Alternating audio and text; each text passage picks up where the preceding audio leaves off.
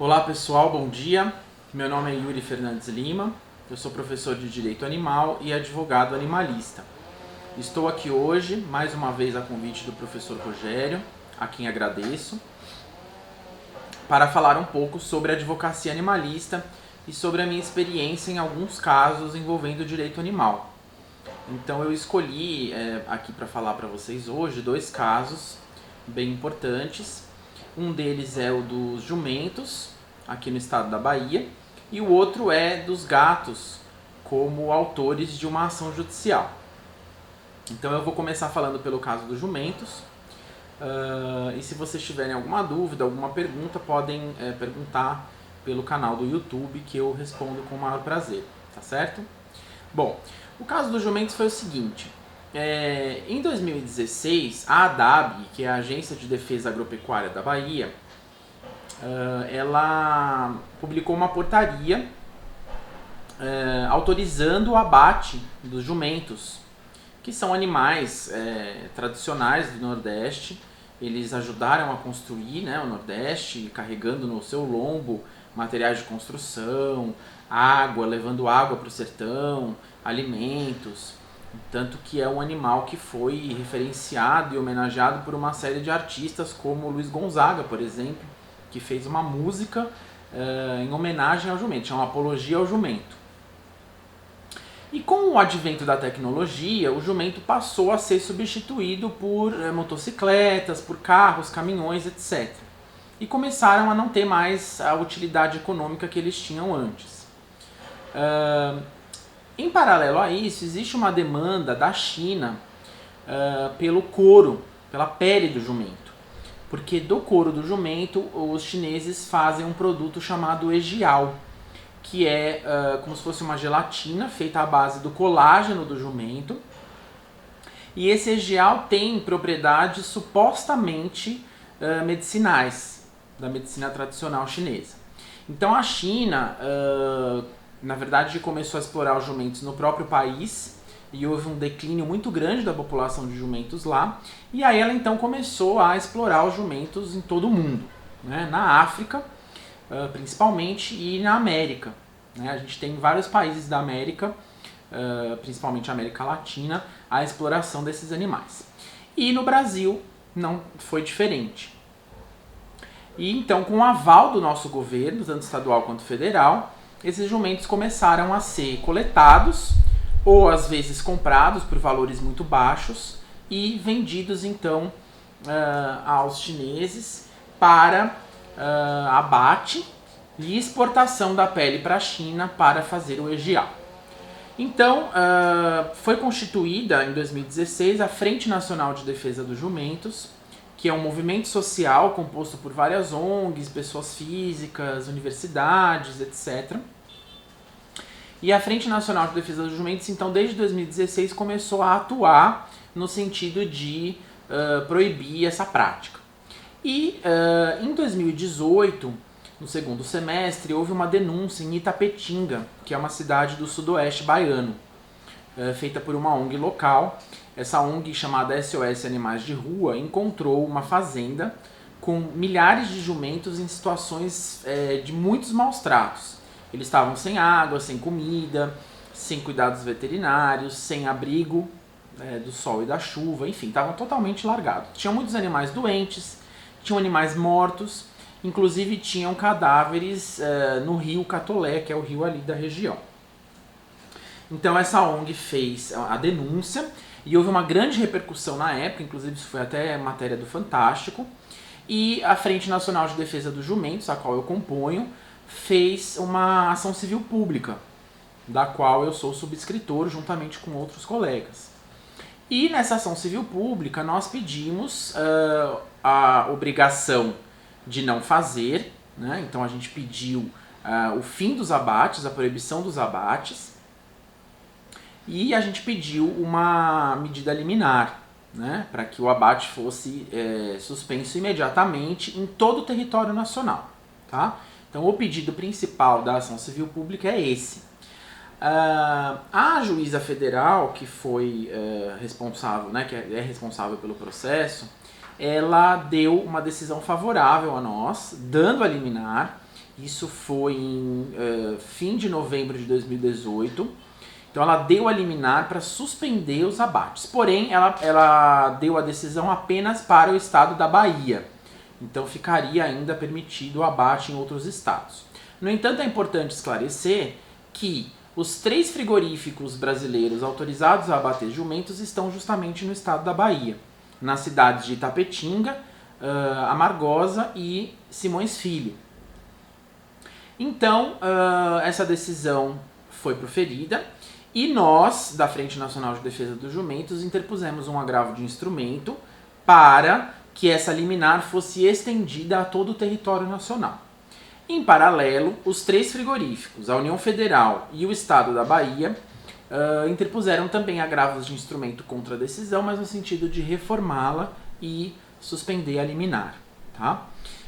Então a gente tem hoje vários recursos pendentes lá no Tribunal Regional Federal da Primeira Região em Brasília. Porém, nesses agravos de instrumento, nós tivemos decisões favoráveis e também pareceres favoráveis do Ministério Público Federal, no sentido de que a liminar fosse mantida, né? Então, nos agravos interpostos pelas partes réis, que são a União Federal e o Estado da Bahia, e também nos agravos interpostos pelos 3 frigoríficos, que não são partes, o Ministério Público Federal opinou pela manutenção da liminar de primeira instância e o relator, que é o desembargador Souza Prudente, negou o pedido de antecipação de tutela recursal, certo? E recentemente a gente teve uma decisão favorável no nosso agravo de instrumento, proferida pelo juiz federal substituto Ilan Presser, substituindo o desembargador Souza Prudente, concedendo a antecipação de tutela no nosso agravo de instrumento para estender a liminar para todo o território nacional. Ocorre que, um pouco antes desta última decisão, a União Federal e o município de Amargosa apresentaram perante a presidência do Tribunal Regional Federal da Primeira Região um expediente chamado Suspensão de Liminar ou Antecipação de Tutela, conhecido pela sigla SLAT. E o vice-presidente, né, em exercício na época, suspendeu a liminar de primeira instância. Isso foi em setembro do ano passado, de 2019. Tá? Então a nossa liminar da ação civil pública favorável aos jumentos para suspender os abates, ela está suspensa no presente momento, por decisão da presidência do tribunal, certo? Nós apresentamos um agravo interno em cada uma das SLATs, e esses agravos internos até hoje não foram pautados, né? Isso já vai fazer praticamente um ano. Em setembro faz um ano. E a lei diz que esses agravos deveriam ter sido pautados imediatamente. Então nós impetramos um mandado de segurança para que os agravos fossem pautados, porém a petição inicial do mandado de segurança foi indeferida. E estamos no atual momento de pensar estratégias jurídicas, recursos, né, para continuar lutando para que a nossa liminar volte a vigorar, certo? Então é um caso muito interessante, com muitos recursos, muitos instrumentos processuais, né? E é um caso de muita relevância, porque além da questão cultural que eu mencionei para vocês e dos maus tratos que eu também mencionei, nós temos um problema que é o risco de extinção da espécie, né? E isso afronta o disposto pelo artigo 225, parágrafo 1º, inciso 7º da Constituição Federal. São vedadas práticas que levem uma espécie à extinção. E como eu mencionei para vocês, a população de jumentos na China e no mundo todo declinou muito, e isso está acontecendo no Brasil também, né? De acordo com dados oficiais do IBGE, nós temos um declínio muito grande da população de jumentos, e isso, de acordo com o próprio Conselho Regional de Medicina Veterinária da Bahia, vai levar esses animais à extinção se os abates continuarem. Tá? Então existe a questão da extinção, dos maus tratos, a questão cultural do jumento. E uma outra questão muito importante, que é a questão sanitária, né? Porque o jumento, ele é transmissor, não só o jumento, mas todos os equídeos, de uma zoonose chamada mormo. que é uma zoonose, portanto uma doença que se transmite, no caso do equídeo, para o ser humano, com taxa de letalidade para os humanos de 95%. Tá? Então é uma doença gravíssima, já está presente no estado da Bahia, né? Isso foi relatado pela própria ADAB numa nota técnica do ano passado, também de maio de 2019. E isso foi confirmado recentemente, agora em março, pela Secretaria de Saúde do estado da Bahia, que lançou um alerta epidemiológico no sentido de constatar a presença de mormo no estado. Então vejam a gravidade da situação. Né? Nós temos o risco de extinção da espécie, tanto é que, se eu esqueci de falar, vou falar agora, vários países africanos já proibiram o abate de jumentos. O último país a fazer isso foi o Quênia, mas temos vários outros países. Se não me engano, agora são 19 países no mundo que já baniram o abate dos jumentos. Então nós temos o risco de extinção da espécie, os maus tratos flagrantes, que é um crime ambiental, nós sabemos, né? Está no artigo 32 da Lei 9.605 de 1998. Nós temos a questão cultural, né? O jumento, ao invés de ser reconhecido como um patrimônio cultural por toda a sua importância, por toda a sua contribuição ao país, ele está sendo agora levado à sua extinção. Né? Então é um caso muito grave, muito sério, muito importante. Há uma série de pessoas envolvidas nesse caso, né? Das mais diferentes profissões do país inteiro. Né? Nós temos pessoas do sul, do sudeste, do nordeste, do norte, de todos os estados do país, praticamente, envolvidos. Né? Temos universidades envolvidas, como a Universidade Federal da Bahia, a Universidade Federal de Alagoas e a USP. Então é um caso de magnitude muito grande. Tá? Bom, este é o primeiro caso que eu queria comentar com vocês. Acho que abarquei de forma sucinta os principais pontos, mas novamente me coloco à disposição. E agora eu vou passar a falar sobre um outro caso, que é um caso que também teve repercussão na mídia recentemente, né, que foi um caso ajuizado por 23 gatos, né, o gato mesmo, o nosso gato doméstico, felino, contra duas construtoras aqui em Salvador. Por que esse caso ganhou tanta repercussão? Porque os gatos são ainda os autores da ação. Né? E isso é de alguma forma inédito no país, porque não temos a prática, embora tenhamos, como eu já vou falar, a previsão legal, não temos a prática de ter animais não humanos como autores ou mesmo réus de ações judiciais. Né? Então, por isso essa ação é tão importante. Eu já vou comentar essa questão processual, mas só para contextualizar então o caso, esses 23 gatos então constituíam uma colônia e eles viviam num terreno aqui em Salvador já há muitos anos. Tá? Claro que alguns morreram, outros nasceram, tal, mas é um grupo de gatos que viviam nesse terreno.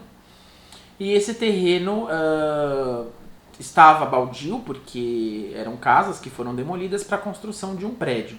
Né? Inclusive esse prédio está sendo construído neste momento. E uma moradora da rua, onde há esse terreno, que cuidava, na verdade, e ainda cuida de todos os gatos da rua, não só essa colônia do terreno, ela alimentava esses animais, né, sempre alimentou, e na medida da possibilidade, sempre que ela conseguia fazer algum resgate, ela tirava o animal dali, né, castrava, devolvia, alguns ela conseguiu encaminhar para adoção, alguns ela mesma adotou, né, então ela foi, na medida da possibilidade dela, cuidando desses animais. Né, além da comida, ela deu vermífugo, dava alguns remédios e tal. Tudo isso por um portão, né, porque ela não tinha acesso ao terreno, por um portão. Então ela dava por baixo do portão, por cima, pelos lados. Em determinado momento taparam uma parte lateral do portão. Ela fazia as fotos e os vídeos pelas frestas, né, tudo na medida da possibilidade. E aí, o ano passado, no segundo semestre, começaram a conversar, né, ela e os responsáveis pela obra, pelo terreno, porque as obras iam se iniciar agora no começo de 2020. Né? Então, aqueles gatos teriam que ser retirados de lá e alguma destinação tinha que ser pensada, né, para aqueles animais. Então começaram tratativas. a guardiã dos gatos me chamou então para participar das reuniões com eles, né? Eu cheguei a participar de 2 reuniões e outras pessoas também participaram, né? E aí nós começamos então a tentar chegar a um senso comum. A ideia da guardiã era levar esses animais do terreno para um lar temporário, né? E ela já tinha em mente um abrigo aqui em Salvador, que servisse de lar temporário para que esses animais depois pudessem ser encaminhados para adoção. E a pessoa responsável pelo lar temporário encaminhou um orçamento. Porém, as construtoras, num primeiro momento, aceitaram, depois voltaram atrás, não queriam, acharam um pouco caro e começaram a pensar alternativas. E essa negociação foi indo, sem se chegar a um resultado, né, e o fim do ano se aproximando, até que um filhote faleceu dentro do terreno. Porque embora as obras ainda não tivessem começado, havia trânsito ali de máquinas, de pessoas e caminhões. Então, nós não sabemos as circunstâncias da morte desse filhote, mas o fato é que ele faleceu. Então, como os animais estavam correndo perigo de morte, não restou alternativa a não ser o ajuizamento de uma ação judicial, cujo pedido principal era a obrigação de fazer, consistente em que a guardiã tivesse acesso ao terreno para retirar os animais e encaminhar para o lar temporário. É importante também mencionar que antes do ajuizamento da ação, nós fizemos uma minuta de acordo, enviamos para eles, mas eles nunca responderam. E na audiência de mediação que nós tivemos depois no processo, o advogado das construtoras disse que o acordo estava totalmente em desacordo com o que nós havíamos combinado verbalmente. E eu disse a ele que bastava ele nos retornar a minuta com as alterações que ele achasse pertinentes, mas ele não o fez. Bom, então o pedido principal da ação era essa obrigação de fazer, e também pedimos uma indenização por dano moral para cada um daqueles felinos, né, por todos os maus tratos, porque na verdade eles nunca foram cuidados pelas proprietárias do terreno, embora a nossa Constituição diga que a responsabilidade é de todos, né, então ficava às custas da guardiã, que é uma pessoa física, sem recursos, dependendo sempre de doações. Ela tem boa vontade, trabalho, mas depende de doações, de contribuições de outras pessoas.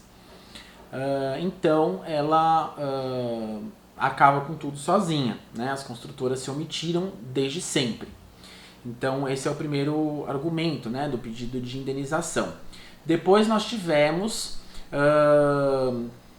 começaram a haver óbices ao fato da guardiã alimentá-los. Então, em determinado momento, nessa época do fim do ano, entre as notificações, o ajuizamento da ação, eles taparam totalmente o portão até a parte de baixo, impedindo que a guardiã os alimentasse.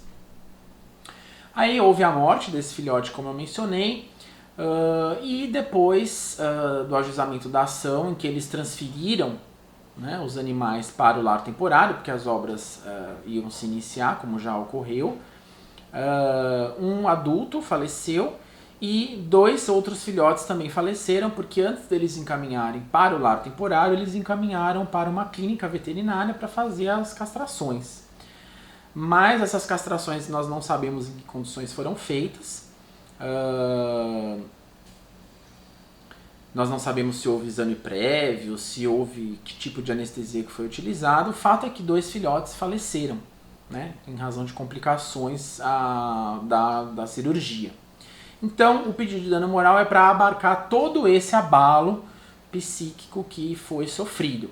E lógico, não podemos esquecer que tem o objetivo de desestímulo de práticas semelhantes por outras construtoras, e nós sabemos que isso acontece bastante, né, em todos os lugares. Sempre há colônia de animais, sempre não, mas muitas vezes há colônia de animais nesses terrenos e não é tido nenhum cuidado, né, com esses animais, com o encaminhamento desses animais. Então, a questão fática basicamente é essa. Então, nós ajuizamos a ação. A primeira decisão foi dada por um juiz substituto, porque o juiz titular estava de férias, E o juiz substituto, na verdade, recebeu a petição inicial e determinou a citação das réis para apresentação de contestação. Não apreciou o nosso pedido de liminar, né? Então nós pedimos a reconsideração, pedimos a apreciação da liminar. Nesse meio tempo o juiz titular retornou e ele deu uma decisão designando a audiência de mediação, não deferindo a liminar e mencionando em um parágrafo que a questão da capacidade processual dos animais não humanos era questionável, mas não tomou nenhuma decisão com relação a isso, né? Então houve a audiência de mediação, não chegamos a um acordo, a audiência foi bem longa, e posteriormente houve uma publicação para que nós apresentássemos réplica, porque as construtoras então apresentaram a contestação depois da audiência, e logo na sequência fomos surpreendidos com a publicação da sentença, extinguindo o processo em razão da incapacidade processual dos gatos. E aí é o estágio em que estamos. Nós opusemos embargos de declaração, que foram bem contundentes e extensos, porque nós abordamos de forma bem didática a questão da capacidade processual. Então, qual que é o cerne dessa discussão?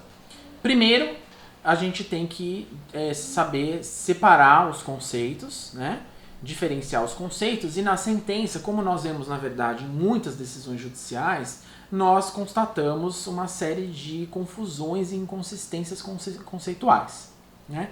Entre personalidade jurídica, sujeito de direito, capacidade de ser parte, capacidade processual, capacidade postulatória, personalidade judiciária. Todos esses conceitos, assim como também substituição processual e representação processual, todos esses conceitos se bagunçaram, né, nesta decisão. Então, nós opusemos embargo de declaração e fizemos uma peça bem didática explicando cada um desses conceitos e dizendo que os gatos, assim como todos os demais animais não humanos, têm sim capacidade processual, né? Então, primeiro, capacidade de ser parte, que é diferente da capacidade processual. A capacidade de ser parte é a aptidão para ser titular de uma relação jurídico-processual, né? De estar num processo. Então, a capacidade de ser parte, ela decorre da inafastabilidade da jurisdição que está no artigo 5º da Constituição Federal, né? Então, os gatos, no caso, os animais não humanos, por serem sim sujeitos de direito, eles são automaticamente, eles têm automaticamente capacidade de ser parte, né? Então, a partir do momento em que alguém tem um direito, é um sujeito de direito, ele tem a capacidade de ser parte. Ele tem a capacidade de postular perante o Estado juiz qualquer ofensa àquele direito. E como que nós sabemos que os animais são sujeitos de direitos? Porque a própria Constituição Federal, no seu artigo 225, assim determinou, né? No parágrafo 1º, inciso 7º, quando ela diz que os animais são protegidos e são vedadas as práticas que os submetam à crueldade, a Constituição Federal está ali reconhecendo, né, um sujeito com dignidade, com interesses próprios, né?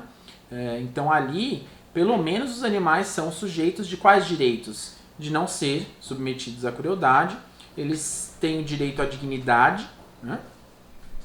Então tudo isso se depreende do artigo 225 da Constituição Federal. Então os animais são sujeitos de direitos e, portanto, eles têm a capacidade de ser parte, tá? Houve, como eu disse, uma confusão também com relação a sujeito de direito e personalidade jurídica, né? E aí nós colacionamos muita doutrina e jurisprudência no sentido de que a personalidade jurídica não se confunde com sujeito de direito. Porque nós temos no nosso ordenamento jurídico muitos sujeitos de direito que não têm personalidade jurídica, né? Como, por exemplo, o espólio, a massa falida, o condomínio, né? São entes despersonalizados, mas que são sujeitos de direito. E mais, né, tem a sua capacidade processual complementada pelo Instituto da Representação, conforme dispõe o artigo 75 do Código de Processo Civil. Então, quem tem personalidade jurídica são apenas as pessoas físicas e que são maiores e capazes. Porque as pessoas físicas incapazes, parcial ou totalmente, elas precisam ser representadas em juízo. Da mesma forma, as pessoas jurídicas e os entes despersonalizados. Tá? Então, da mesma forma, ocorre com os animais não humanos.